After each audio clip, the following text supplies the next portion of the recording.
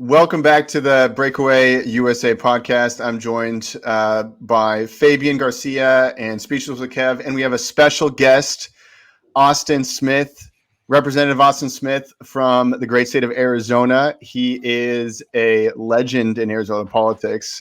He's a former YR chair for Arizona, as well as a brand new state rep. He also has been intimately involved with Turning Point. We're going to get into a little bit more of that conversation, but he's a stud, and we're excited to have him on. So welcome to the program, Austin.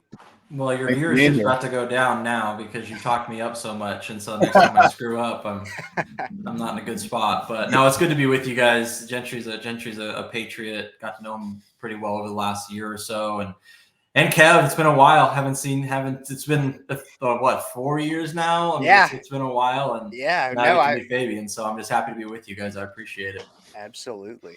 Yeah, so there's actually an interesting story about how Austin and Kevin met. Yes. Okay. So I don't know how much you remember. I know you meet a lot of people this way, Austin, but it had a profound impact on me. And so back in 2019, it was the Student Action Summit with Turning Point USA. It was my first Turning Point event ever. And somebody told me I had to come up and meet you. And it was when you were doing work with Action, when it was doing the Students for Trump stuff back then. And somebody was like, you should go up. You should go check it out. I was just starting my Turning Point chapter. And you had told me at that point, you were like, man, if you're starting a Turning Point chapter, you should start a Students for Trump chapter. And I was like, I don't know, man. It's a lot of work to just get this USA chapter going. And I was very hesitant. And you were like, and I felt like you were a little disappointed in me that I wasn't like all gung ho on it. And I feel bad now because looking back, I totally could have done it. I ended up starting a Students for Trump chapter later. But at the time, I was so hesitant, and I'll never forget it because you were so motivating. And every student that came up to you, you were like, "You can do this. We're going to help you, and we're going to get it going." And it was before you were a state rep. It was before you've ascended to the point of success that you already have, and before you even saw where you're going. And so to know you from that point and see where you are now, that motivates me so much because I know how far I've come in that time, and you've far excelled even past that. So. It means a lot to me, man, to still be kind of friends in a working relationship and see all that growth. Well, I appreciate it, man, because if you didn't start a Students for Trump chapter, Trump definitely probably would have lost that state that you were living in. So it would have been your fault. But I'm from Illinois, man. Trump's losing no matter what here. So. No, that's awesome. I love stories like that. You at least in this realm, and I call it like this industry now in politics because it has become an industry, and everybody talks about the issues and the politics side of things, but the vast majority of it all, it is really just a social scientist. Mm-hmm. Social science, it's creating relationships. Nobody wants to work or follow somebody that is a jerk, doesn't have vision, isn't nice and kind. This movement is about addition. And there's three things that I think that are really important to the conservative movement, and it's what we try to embody at Turning Point Action. And that first one is the grassroots humility aspect of it. Movement before me. The movement is much greater than I am. We're trying to save the country. I got to put my personal things aside, and we need everybody to be a part of it. We have to be cheerful warriors. Nobody wants to start a Students for Trump chapter if they were like a mean old hag and they weren't inspiring or they weren't, trying to get people hyped up and organized to do something. And so I remember when you did come up and, it was like drinking water with a fire hose, trying to get a lot of people to start Students for Trump chapters. But you were one of the 300. You were one of the 300 Students for Trump chapters that we had in 2019, 2020. And so you were a big part of that. You were one of the very first. And that's pretty cool. Nobody's ever done that before, and you're one of those guys. Well, we needed to get a fight going, and I saw it, and it was because of people like you. It was Brett Galashevsky, too, who does amazing work, and it was just the great team that's really been cultivated through Turning Point Action that I know that you've played a pivotal role in. So, yeah, Brett's our legacy field enterprise director now. I actually hired Brett not too long after that Turning Point USA Student Action Summit when we were just starting Students for Trump. So, Brett was one of the first people I hired. Now that I moved over, we'll talk more about Chase the Vote, but Brett now runs the position that I was in. And so Brett was one of those very first people that started out as an entry-level employee as a field rep, became a field manager, and now he's a director, and he's one of those success stories. And there's a lot of those. And that's the thing that's great about this movement is upward mobility is more than attainable for anybody who's willing to put the work in. So That's right. And Austin, for us other people who have just met you, and clearly know that you're awesome, from Kevin and Gentry, but can you tell us a little bit about what it is that you do over at Turning Point, what Turning Point Action is, for any of the listeners who may not even know what Turning Point is? We'll get them acclimated very quickly. Right. So some folks are probably familiar with Turning Point USA. That's the large student movement. That's the 501c3 nonprofit that doesn't advocate for the election or defeat of candidates. They're strictly educational, strictly nonpartisan. They advocate on issues, not for candidates or the politics of it. At Turning Point Action, we're a 501c4, which is also considered a nonprofit, but you can't donate to a 501c4 and get a tax break. But what we can do at a 501c4 is advocate for the election or defeat of candidates. So like Kevin brought up, in 2019, 2020, Students for Trump was a project of Turning Point Action. The Trump campaign did not have an official youth arm of that campaign. So President Trump pretty much delegated that responsibilities to Charlie and came to us and said, you guys are going to run our youth outreach coalitions, our Get Out the Vote efforts. And so we advocated, for President Trump on a collegiate level and for, 18 to 35-year-old voters across the country in the battleground states. So at the C4, what I oversee, what I helped start in 2019, when I started at Turning Point USA, that was in 2016, at very infant stages, where we didn't have really that big of a presence outside of the Midwest. We had stuff in California, we had some things in Texas, but there really wasn't a whole lot going on out West. And so Tyler Boyer, who was the COO at the time, is now the COO of Turning Point Action.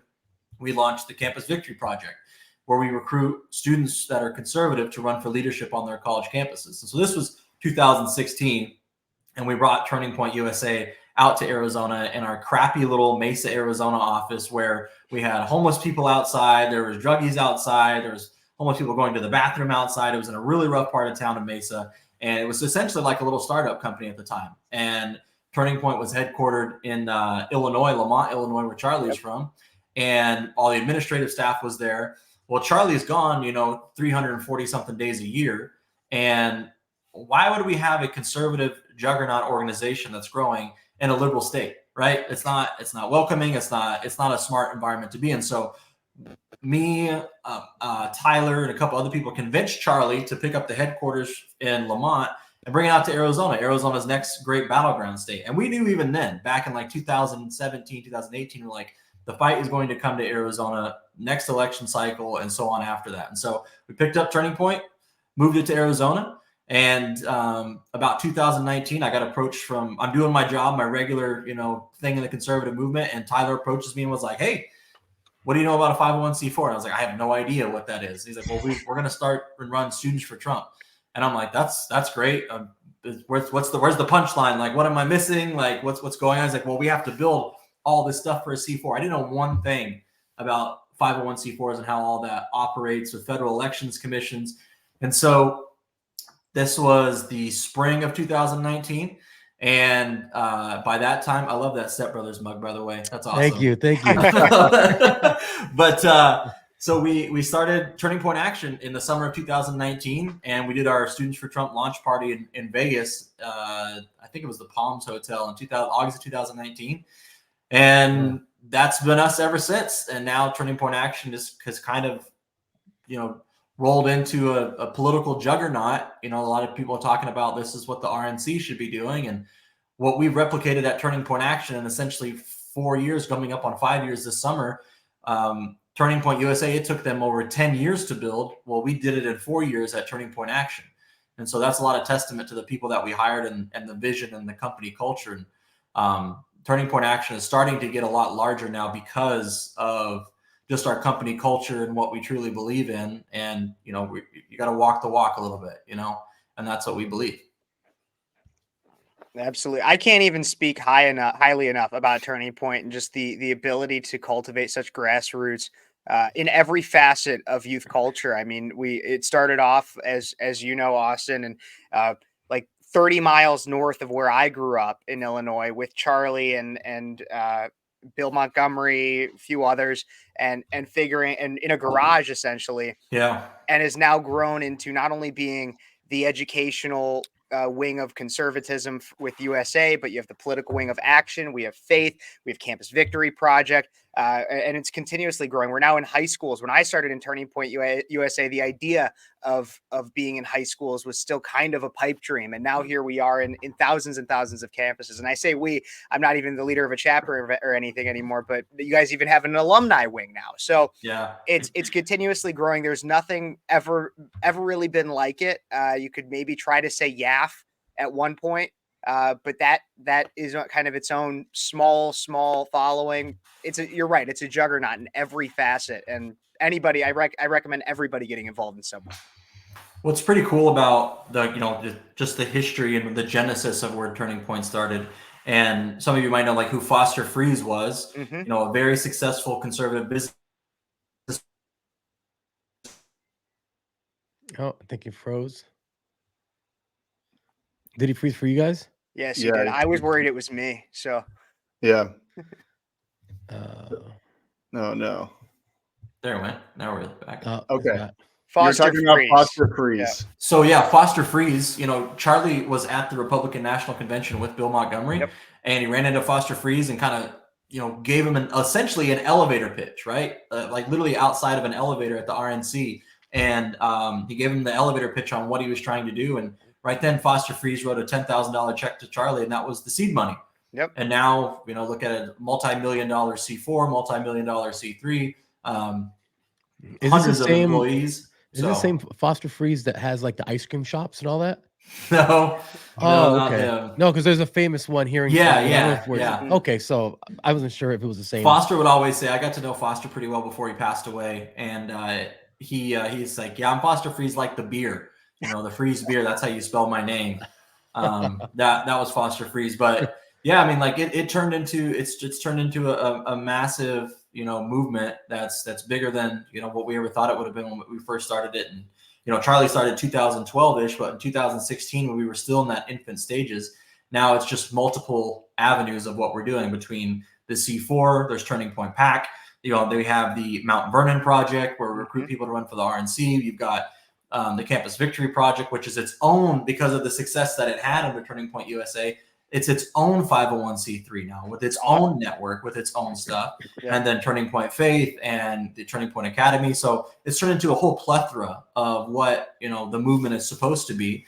And for us, it's always been like, we want to expand. It's like, but Turning Point is one of like, if you've ever been to one of the conferences, especially like Student Action Summit or at America Fest, we're one of the only organizations that can bring a wide swath of speakers and people that are from all different spectrums of the conservative movement. You'll have more MAGA type people, you'll have constitutional conservatives, you'll have more libertarian, liberty-minded people all under one roof for a lot of these conferences. And that's truly what we believe, right? No territorial disputes. It's all about saving the country. And I think that's where a lot of the success has come from in the last decade. I mean, going on 13 years now. Mm-hmm. Mm-hmm. Austin, I have a question for you. Since the time where this woke madness has really taken hold of the country, or sections of it at least, have you seen, especially because you're literally on the ground floor every day, have you seen young people coming out more and more enthusiastically about the conservative movement than you did maybe like 2018, 2019? Oh, absolutely. I think part of it, just because COVID changed everything, right? Like the entire country got turned upside down. A lot of people have different thoughts and ideas about what they originally knew to be true, turned out not being that way. And I saw a poll that was out, it's been a while ago, but young men are becoming much more conservative than they have in like the last 50 years. And I think that's a lot of just what's been culturally shoved down people's throats. And so the response is like, well, what did you expect when you say like, because you're a white straight male or you're just a straight male that you're oppressive, that you shouldn't live? I'm like, well, yeah, the counter to that is going to be exactly opposite of what you want. And so that's kind of where we're at right now, is seeing a lot more young people turn to the conservative side. I think of it, Andrew Breitbart said it best: politics flows downstream from culture. And that's 100% true. I mean, Donald Trump is a perfect example of the culture war president, right? And that's why he's so popular amongst Greek students on college campuses. That's why he's so popular amongst young men who are more rebellious. I mean, that's just like what happens when you lean into the cultural issues like that. When you have somebody that goes against the grain on those issues, like Donald Trump did, there's a lot more young people, and he's actually dominating with young men, dominating with young conservative men, because inherently we want to be alpha. We want to be strong-willed men. What's just in our DNA. And so the cultural rot that we've been experiencing has been shoved down people's throats. Definitely different from 2018 to today, much more conservative. So that brings up another question I have, and just spitballing here. It seems like a lot of what the Democrats try to do is decrease not only masculinity, but also just any separation between the genders, period. Why do you think that is? What's their goal? Why do they want that? I don't know. I'm not a liberal. I couldn't tell you. But I mean, but what's crazy to me is like, so they push this stuff, right? Like abortion up until birth, all gay marriage. We don't want people getting married. And I was like, well, think of long term here. You guys aren't going to be reproducing. You're not going to have an army anymore. So I'm like, I don't know what their whole end game is here. Well, they ship illegals in. That's what they're doing now. Is they ship illegals in and then ship illegals in. Is like, but there's not going to be any bloodline for them. I don't know what they're trying to do. It just doesn't make any sense. Yeah. Plus, the kids of immigrants, as far as I know, Cubans, because I'm my parents are from Cuba, they turn Republican. So, I mean, they're importing people, but I don't see any longevity in this like nihilistic ideology, which just says cut off your genitals, only have sex with the same sex, so you can't have babies, and don't reproduce. It's the weirdest thing. It's like for longevity's sake, wouldn't you want your people to stay around so they can help the subsequent generations of whatever idiocracy that they're pushing? Right. And there's the other thing is like the old Republican dogma, right, was, oh, we don't have to worry about them on college campuses because they're liberal. When they get older and start paying taxes, they're going to be conservative. Well, that turned out not to be true, because there's millennials who came out of college, and then some of the Gen Zers and the Gen Xers that came out of college, and they're still liberal, or they got more liberal because they were on college campuses, and the culture just told them that they had to be liberal.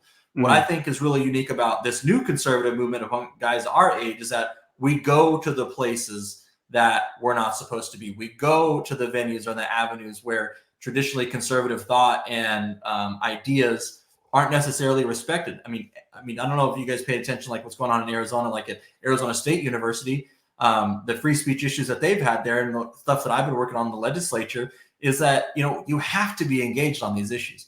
You can't just let, the left run roughshod over these cultural issues like getting married and having a family and being an alpha male. Because if you're not, if somebody gets exposed to that stuff, their mind changes, because they've never been exposed to that right thinking. I truly believe, like, when you present like honesty and the truth to people, good people come around to it, whether they've been led astray or not. And I think that's why you're starting to see the movement grow more, and young men will become more conservative. Well, because it just makes more sense. Like the progressives, and I always ask this question, like, what are they progressing to? Like, I don't think they're progressing towards anything except for oblivion. But on the other side, on our side, what we're progressing towards is like family and having grandkids and teaching them how to live and just how to be great people and the truth, right? The truth sets people free. So. Absolutely. Well, Austin, you started talking a little bit about some of the cultural stuff you're working on in Arizona. I know there's some other work that you've been doing down there that we're looking at, or that we'd hope we could start seeing nationally. You want to talk a little bit about that? Yeah. So right now I'm in my second session as a freshman in the Arizona legislature. I ran in 2022, got elected. And so I'm a member of the Arizona Freedom Caucus. A lot of people are familiar with the big House Freedom Caucus in DC. Well, now we have state network freedom caucuses. We're all under one same umbrella. So like the Freedom Caucus guys you see in DC, we're all considered like brothers together, guys in arms with the state Freedom Caucus level. So, and I'm pretty lucky that I've got Freedom Caucus guys in Arizona that are in DC, like Andy Biggs, Paul Gosar, and Eli Crane, who I think are phenomenal guys. And so I've got to kind of watch them a little bit on where they take stances on some of these issues and how they've been successful at it, right? Like holding the line on some things. And one thing about Arizona is like having a Democrat governor, being a swing state, there is so many issues culturally that we can lean into and move the needle. Last year, we had a bunch of different bills that we sponsored through the Freedom Caucus and other conservative members on, like, keeping men out of women's sports, having gender role bathrooms, keeping men out of the women's locker room, keeping pornography, softcore porn out of public library books, things of that nature that are very culturally conservative, right? And just doing the right thing. And I went to a meeting last or 2 weeks ago where we got some polling, and it showed that during that legislative session with all of us House Republicans, when we leaned into those cultural issues, our approval ratings went up while the Democrats went down for the first time in the history of Arizona. Nobody could give a crap about or cares or knows who their state representative or who their state senator are. Nobody just know. They're just politically detached from that. Not a lot of people know that. And it showed like when we lean into these issues, right, where they go, these are divisive issues. I'm like, no, these are actually sometimes kitchen table issues, right? It's like, would you feel comfortable as a dad with your daughter sharing the same locker room as an adult male with male genitalia? Yep. No, you would not. And for some reason, the left thinks that this is the issue for the hill to die on. When we take the stand and say, no, we don't want your daughter exposed to male genitalia in the bathroom while she's in grade school and high school, that's pretty alarming.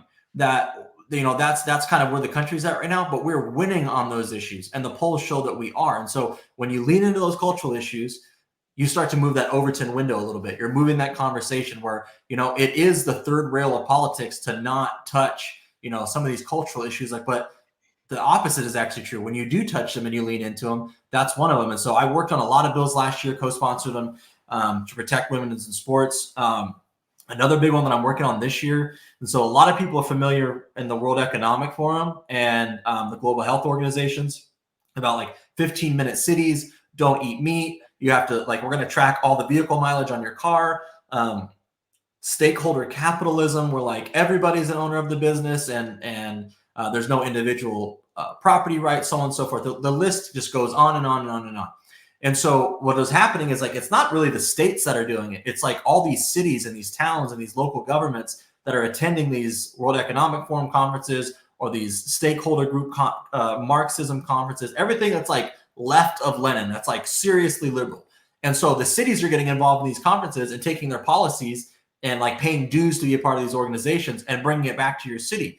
And so I wrote a bill this year to hopefully we'll send to the ballot. That's like, you cannot use public money to be a part of these organizations that advocate for all of that stuff that they want at the World Economic Forum. And they have lost their freaking mind over it because we're over the target on this issue. That you're not going to use taxpayer money to ban the consumption of meat in your city. You're not going to tell people that they can't drive their cars a certain time of day in the city. You're not going to, you know, ban air travel certain times of the day or certain times of the year out of your city. You're not going to do stuff like that with taxpayer funded money. If you want to go spend your own dime and try to advocate for these policies, have fun. But you're not going to use taxpayer money for it. And so that's like, I think some people think of it's a political issue. Like, no, it's a cultural issue because of the climate change alarmists, that I call them the climate change cult, and all of these organizations that they're advocating for you to just give up your freedom, give us some more money, we'll fix the climate, which is freaking bonkers in my opinion. And yeah, we have to unless stop you're going to stop the sun, it's not going to work. No. One way you could change the climate is block the sun out. I'm like, if I give up more of my freedom and pay more money, the weather's just going to get better. I'm like, what? It's going to get gooder. I'm like, what are you talking about? It's going to get gooder. Well, isn't Arizona like a huge ranching state? So Yeah. if they're advocating to stop eating meat, then that's going to basically destroy that whole industry, right? Right. And they don't even understand like the long-term effects of that stuff. And so everybody, you know, likes a good steak, a hamburger. But what they don't is like, do you have like a leather wallet? Do you have a leather pair of shoes? Do you have like a leather jacket? Do you have like any, like most things like most people don't know that are like, because I come from an ag background, most Americans are 3 to 4 generations removed from production agriculture. So they don't understand like a simple glass of milk, that didn't happen overnight. That was like, there was a seed planted in the ground, that seed was taken care of, it became a crop, it was stored, it was cut up, it was fed to livestock, and that cow produced milk. That just does not happen overnight. That is like a several month long process. And so they figure like, well, if we just take this away, well, the climate will be gooder. I'm like, that no, you don't understand like the long-term economic effects or the, that long-term health effects and stuff like that. You guys have probably seen like the calls for like, we're going to eat bugs. It's just somehow going to make us healthier and it's going to fix the climate. I'm like, you guys are off your freaking rockers that this is somehow going to save the planet. Like, no, I'm not eating like bugs for dinner. I'm not doing it. Ever. So at Seattle Mariners games, they have this thing where they're trying to get people to eat crickets, right? And so at at the games, I tried it and it wasn't bad, but it wouldn't have been my first choice. Like I wouldn't have picked that over a steak. You probably Right. wouldn't be eating it 3 times a day. No, absolutely not. I don't know. Well, there's and then also a there's lot of even talk this. that their bodies are really harmful for humans to eat. Like the Oh, exterior really? of their bodies are not meant for human consumption. Right. And I mean, not even talking about any long-term effects. But one point to go along with what you were saying, Austin, is that one thing that these leftist crazies don't consider is that the fact that, let's say they get their way and they shut down all farming, whatever, all agriculture, or as much as they need to save the planet, and it doesn't work. And by that time, in order to restart industries, especially one that big, it would be nearly impossible because not only do you have to train a whole generation of people on Yep. something that they've never done before, who's going to teach them? And you know, in Russia, there's a big thing about how they keep the oil wells basically lit all through winter, even if there's nothing, rather, even if they're not working on it, because if those freeze, it can take 10 years to unfreeze. So they just literally keep it going because they know once it stops, it's going to be extremely hard to get back online. And I feel like this is the same route that these Marxists, neo-Marxists want to go down. And they don't even understand that, like, I mean, just from my generation's perspective, coming from agriculture, it's getting harder and harder to maintain that family farm. There's like this big, assumption that like we're all run by these factory farms. I'm like, that's really less than 1% of America's food production. 99% of it all comes from family farms and family ranches. If you take out a significant chunk of that, because like we talk about like labor shortages, nobody can afford to run these farms and ranches anymore because the government has come in, raised property taxes, fuel costs too much. It's just way too much overhead, and they're operating usually in the red. They're risking a lot of capital. They're risking credit. And so when grandpa dies or the dad dies or retired, the kids don't even have enough capital for themselves to jump in or credit enough to jump in and build that. And that's all by design. They don't want us to be self-sufficient. And as like I said, most generations, 3 to 4 generations removed from production agriculture, where you get your food, or even knowing how to grow your own food. That's a significant national security crisis. And that's another reason, like we're talking about, the masculinity aspect of it. They don't want us to eat red meat because red meat helps you produce testosterone. It's actually good for men to eat meat because we are carnivorous creatures. We're aggressive creatures. We have to have sustenance, and meat's one of those things. You want to replace that with a cricket, with a bug? No, society is going to collapse. That's just not going to work. Yeah, one quick point about that. As you were mentioning that, I remember reading a story that says that all these all the vehicles that are used to harvest, they're all now, you have to rent the software or something from it, so you don't even own that. And without that, it's essentially just a heap of junk, a heap of metal. So it goes along to the WEF, so you own nothing and be happy, where even if you own the actual vehicle, it doesn't do anything because you need the technology behind it that connects to the internet, and they own that entire connection. Poor Right. farmers, man. It's No, it's a tough lifestyle. I mean, I grew up working on the ranches here in Arizona. I've grown my own alfalfa before. I've worked at a dairy farm. It is an exceptionally tough life. And these are like the salt of the earth people that make our country go around. And they've gone through a lot in the last 20, 30 years. It's gotten harder and harder to farm. People talk about, what happened during COVID and supply chain shortages. And that wasn't the results of the farmers. It was because there was so much demand, but they represent like less than 1% of our population. And they feed the entire country. They ship a lot of products overseas. A lot of the produce and stuff that you buy right there in your grocery store, most of the time comes from a local farm or a neighboring state.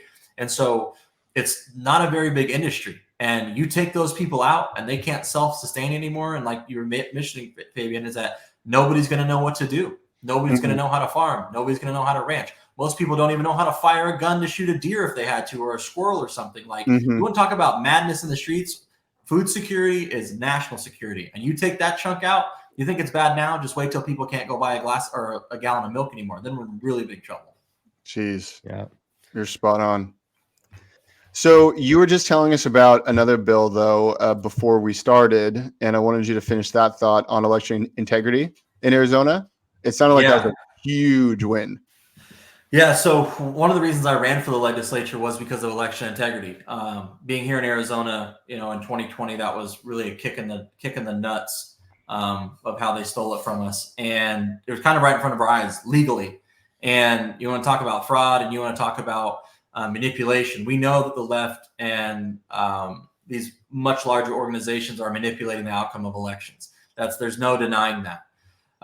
But you have to play kind of the cards that you've been dealt. And so after 2020, Republicans controlled the state house, the state senate, and the governorship. Doug Ducey was governor at the time.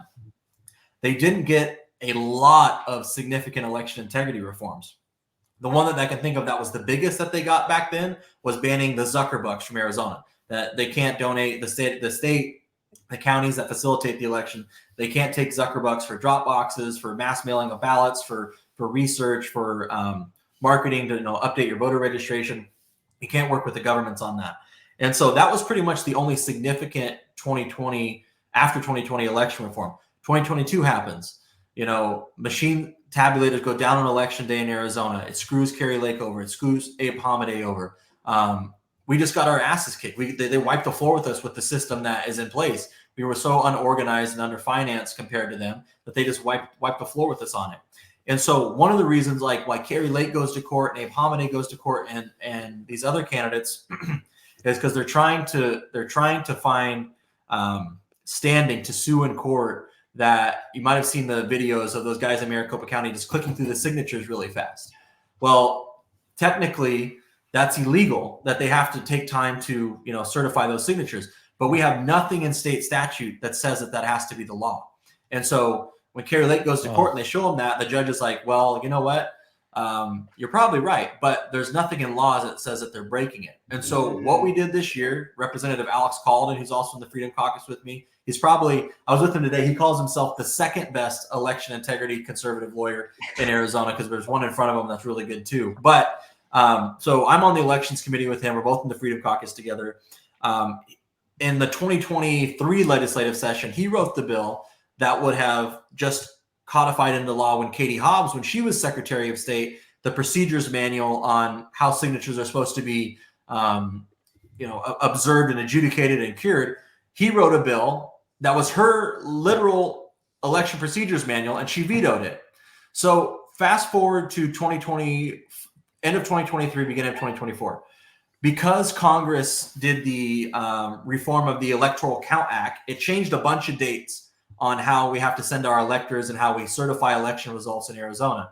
And so the counties pretty much manufactured this crisis where they said, if you guys don't fix this election problem with how we send out Uvacava ballots, which means it's military and overseas voters, which has to be out by 2 months before the general election date, faster than everybody else, because they have to obviously send them to Jordan and other places where our military are from Arizona.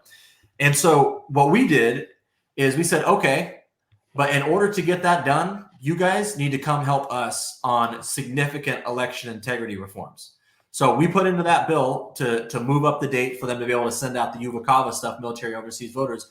We took Katie Hobbs' exact words in 2020, how we're supposed to do signature verification law when she was Secretary of State. We put that in a bill. Another thing what happened in 2022 was when Abe Hamadeh was running for Attorney General, he only lost by a couple hundred votes.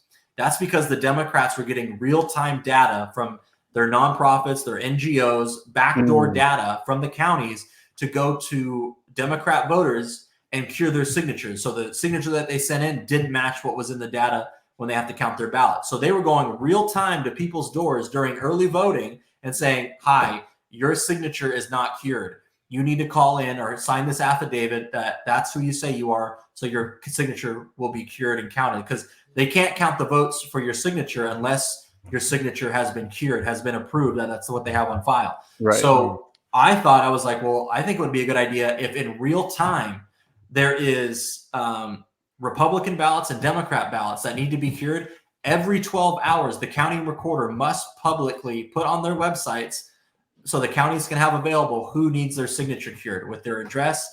You can just go in and get it. So in real time, when somebody's signature is not matching up what's on file, we can be assembled and organized. If you live in this legislative district in this county, you're responsible. You're a precinct committeeman. You got to go to that guy's house and get their signature cured. We can do that in real time. And so we put that in there. The other thing that was significant that we put in there is, you guys probably saw in 2022 why it took so long to count the ballots in Arizona. Mm-hmm. Well, what happens is there's a lot of people who do have mail-in ballots, but they didn't feel comfortable mailing it in. So they went to the voting locations on election day and dropped them off. Well, what happens there is those votes can't be counted there. they have to go into its own specific box, and then it's taken to one central tabulation center, and there the signatures have to be matched what's on the file. That's why it takes so long. That took 24 days in 2022 for that to happen. And so what this bill does, it says when you show up with your mail-in ballot, you provide your ID and your vote will be counted right there. Rather than having it wait for several days, up to 24 days almost for it to be counted, you show your ID right there with your ballot. You can't drop off multiple ones unless it's somebody in your family, and they can look you up on the voter rolls and see who's living in this house. So you have to present your ID with your mail-in ballot if you're dropping it off. We got 57 people in the legislature, 50 or 55 or 50, whatever it was. We got Republicans and Democrats. So the Democrats manufactured the crisis of like, oh, we're not going to be able to send out the ballots on time because of the Republicans a couple years ago did the recount stuff and it changed everything. We're like, okay, so we called their bluff. And we said, okay, if you guys are that concerned about it, help us fix the signature verification stuff. And so they made this huge stink about it. And we made sure that we kept actual signature verification law on the books, curing ballots in real time, and actual voter ID at the polls. And so we got a supermajority in the House, a supermajority in the Senate. That means it's an emergency clause. Hobbs signs the bill on Friday. It becomes immediate law right away. So that's a huge election integrity win. I didn't talk a lot about it on X or in public and stuff like that recently because I wanted this to fly under the radar. And thankfully, all of us felt the same way. And so that's a pretty big election integrity win that nobody saw coming under a Democrat governor because we held the line and we pushed the envelope a little bit. And that's what you get. So what were the counter arguments? Why, like, all these things don't sound like they're like particularly Republican or like conservative. They sound to me like something that anybody who wants to have secure, fair, free elections would advocate for. So then what is the counter argument? What do they say? Their initial thing was the governor did not want the curing thing in there. And that kind of raised red flags for me that I knew we were on the right path because they have those outside organizations, those NGOs that can go and cure ballots faster than the Republicans can because they have the organizational, foundation for that, the infrastructure. We don't. And so I knew we were over the target on that. Their argument was, it might end up disenfranchising more voters because there's not going to be enough time for people to cure the ballots that are already there. And I'm like, that's bullcrap, guys, because the counties always came to us and said, well, we don't have enough time or we don't have the manpower to cure ballots in real time. Like, that's fine. We'll just have the Republican Party do it. You can have the Democrat Party do it. And so when you put them on record on stuff like that, then they're like, oh, crap, I think you're right. They'll look really stupid if they're like, oh, we can cure ballots in real time. You can't. The other thing was they didn't want us to be able to show ID at the polls for dropping off your ballot. You already have to show ID to vote in person in Arizona. But for mail-in ballots, you don't have to do it. But now you're going to have to show your ID to vote to drop off your mail-in ballot. They obviously said that's voter suppression, that you have to show your ID. It's going to target Black people. It's going to target Hispanics. It's going to target minorities. Same old story every single time. Every time, dude. It's all every the Black freaking people. Time. And so we put them in a corner on this. We said, why wouldn't you want? This is actual common sense stuff. And because the governor and Maricopa County and the liberals made such a stink about the recount process and how it's going to screw up being able to send overseas voters, the Yuba Cava voters, their ballots, we put them in a corner. And we said, okay, we'll do it with you. We'll play ball. But here's where you need to come meet us at the table. And because they manufactured this crisis, we're going to get significant wins out of it. And so if they look dumb, we look smart. That's awesome. My gosh. The voter ID thing or the ID thing is absolutely ridiculous. However, I could probably see Democrats ordering fake IDs like we did in high school from China. I could see that becoming an issue. Oh my gosh. Well, congratulations, man. That sounds unbelievable. That sounds like a huge win. Yeah, that's huge. Yeah, our elections this next time around, I'm pretty confident will be much more secure than they were in 2020 and 2022, specifically because we've established a chain of custody now. We know where these ballots are coming from, and they have to have ID to be dropped off. Yeah. And the nice thing about that is that other states, like let's say things go super well, there's no hangups, they try all their tricks and it doesn't work. Other states can then adopt the stuff that you've done and say, well, look, it worked there, point to you as precedent and say, that's what we have to do it here. And a governor would be more hard pressed even then to say no against things that are clearly already working and have worked. Yeah, I mean, look, we got it done with a Republican legislature and a Democrat governor. You know, what is the excuse for these Republican governors and these Republican legislatures to do, you know, much more than what we can do? Wisconsin's a perfect example. They have a almost a super majority. I thought that Wisconsin had a super majority, but they're only a couple votes shy of a super majority in Wisconsin with a Democrat governor. Why are you guys sitting on your hands? Arizona, Wisconsin, Georgia. Those are the three states that matters the most. Same thing with Georgia. They can do way more to shore up their elections than we could in Arizona. If Arizona can do it, there's no reason why these other states can't. And you're also involved in Wisconsin, Georgia, with Turning Point Action, right? You're hiring a ton of ballot chasers and field organizers in really specific counties and precincts and cities, right? Can you talk a little bit more about that? Yeah, so right now I'm the senior director at Turning Point Action now, overseeing the Chase the Vote initiative. And really, when you look at the electoral map to win the White House, if you're a Republican, Florida's likely to go Republican. North Carolina's going to go Republican. Ohio will too. The three states that you actually have to secure to win 270, it's Arizona, Wisconsin, and Georgia. In 2022, Kari Lake only lost by 14,000 votes to 17,000 votes to Katie Hobbs. If we would have had ballot chasers, people who go after Republican voters that are low propensity in every precinct in Arizona, if every precinct in Arizona got 10 more Republicans to vote, Kari Lake is your governor. You know, that's where only 10 votes per precinct. 10 more Republican votes per precinct. Kari Lake wins. Kari Lake wins.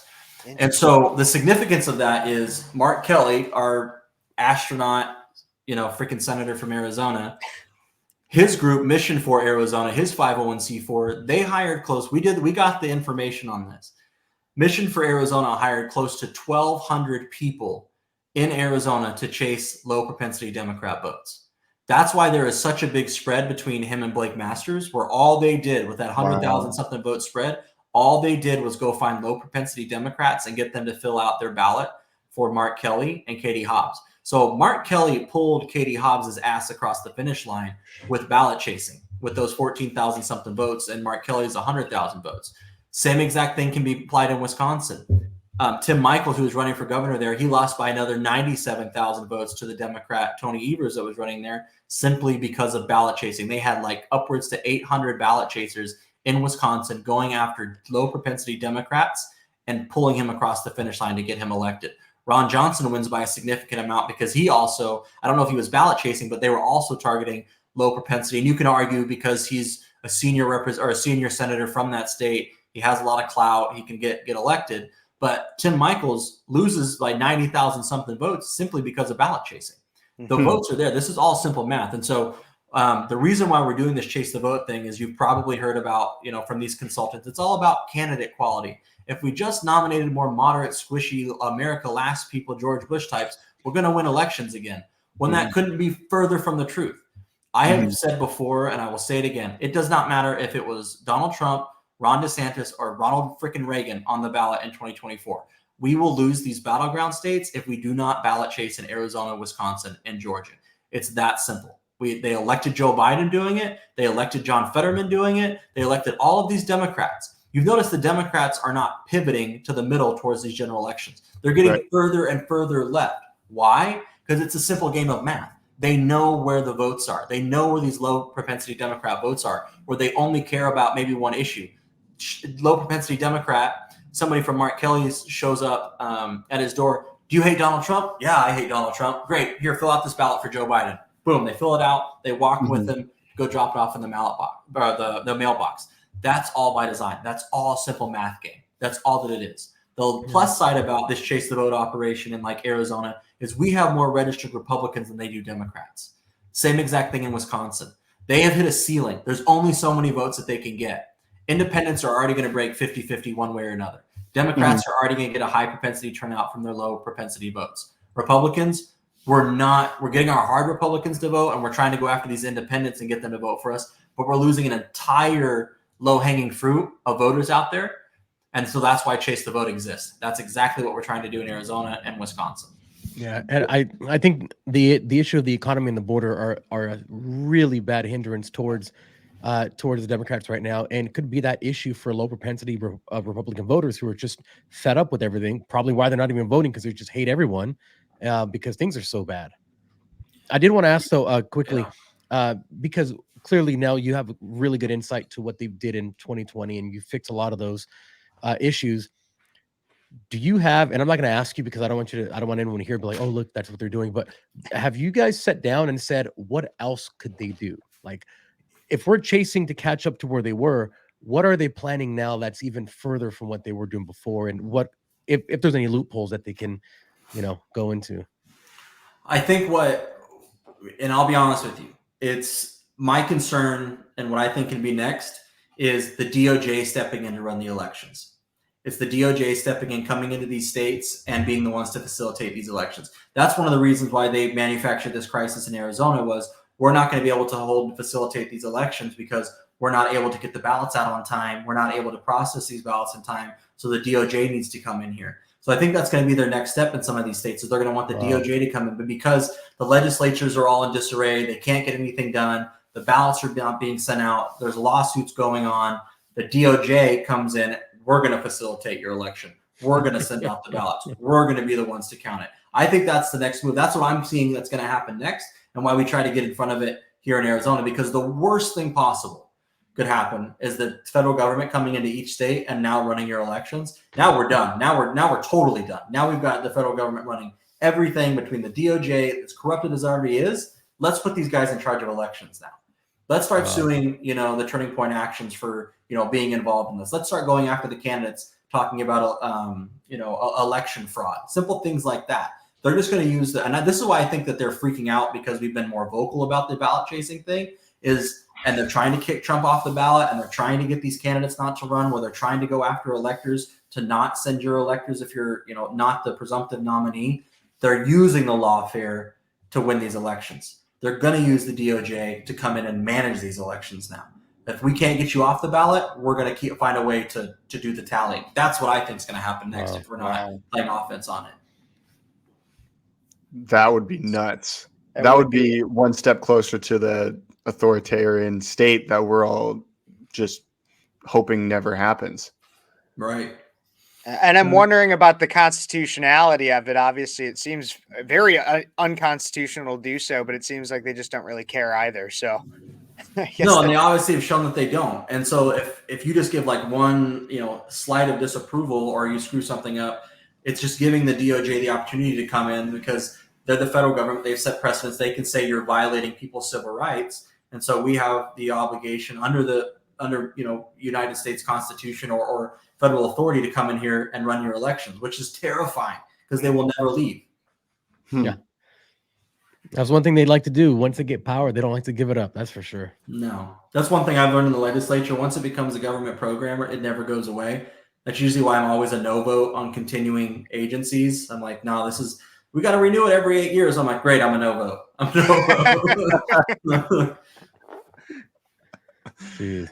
Yeah, there's this really, really bad Proposition 1 here in California that would, I forget how many billions of dollars it is.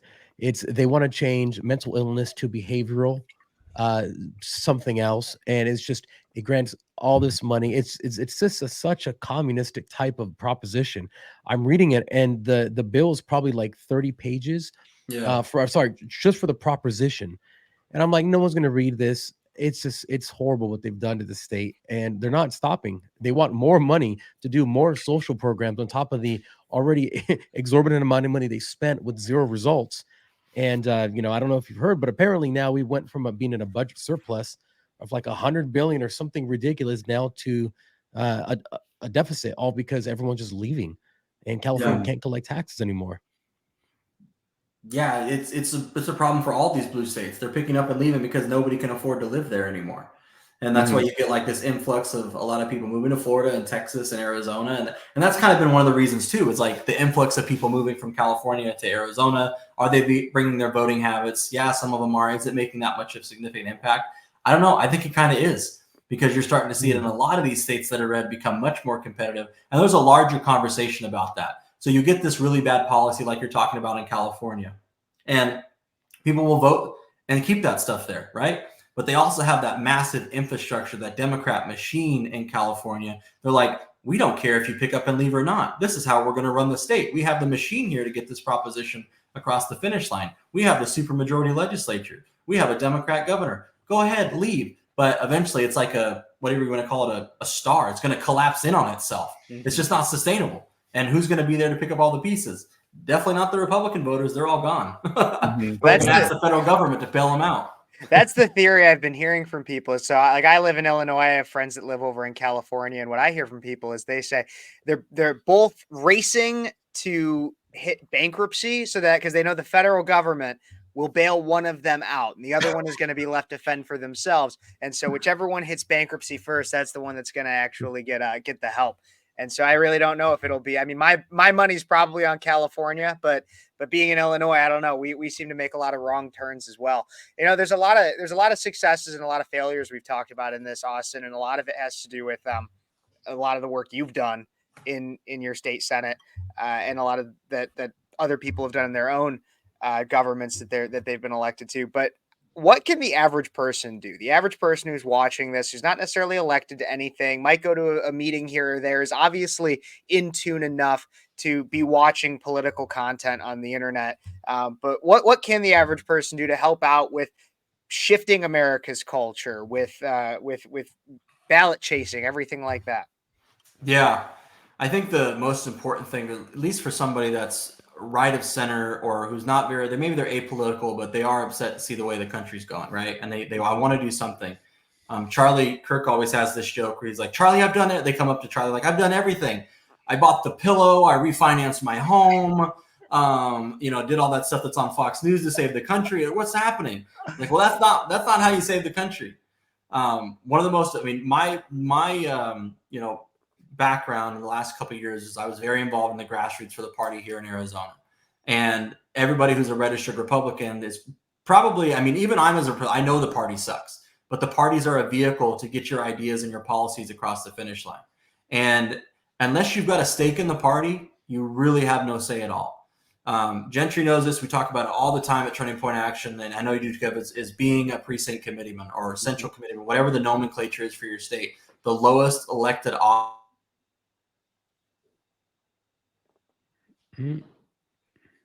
All good. We'll get him back. I think it's because we've been having storms here in Arizona, so everything's going in and out. But no worries. You said lowest elected office, and so being in the lowest elected office in the community you represent. That's being a precinct committee of representation. You froze again. Sorry.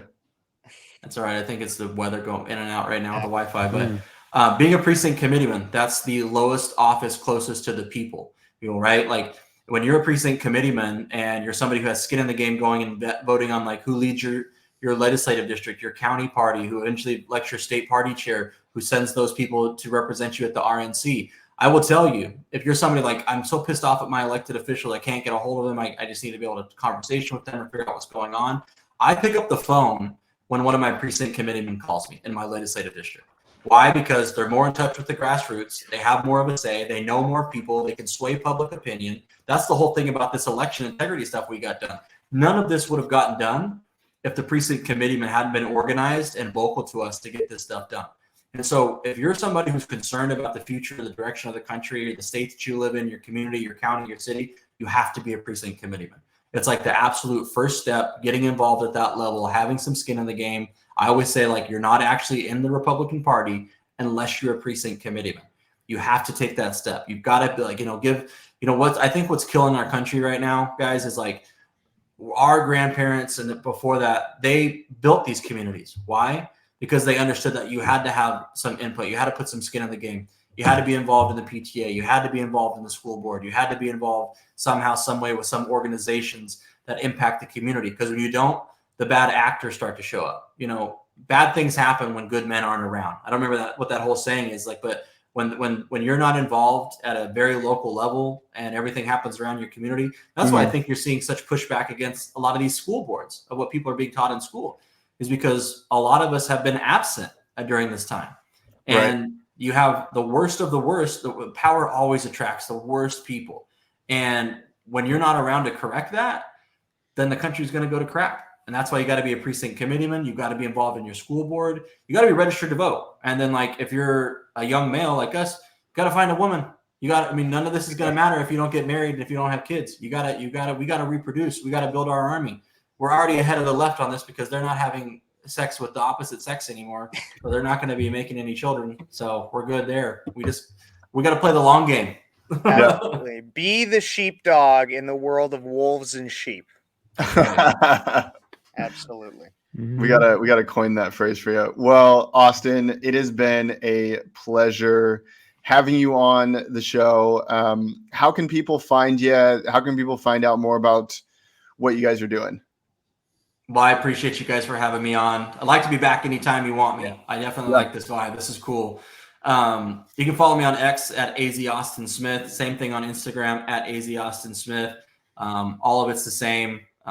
Pretty easy to follow. Or you can go to austinforarizona.com. That's my campaign website. Learn out more there.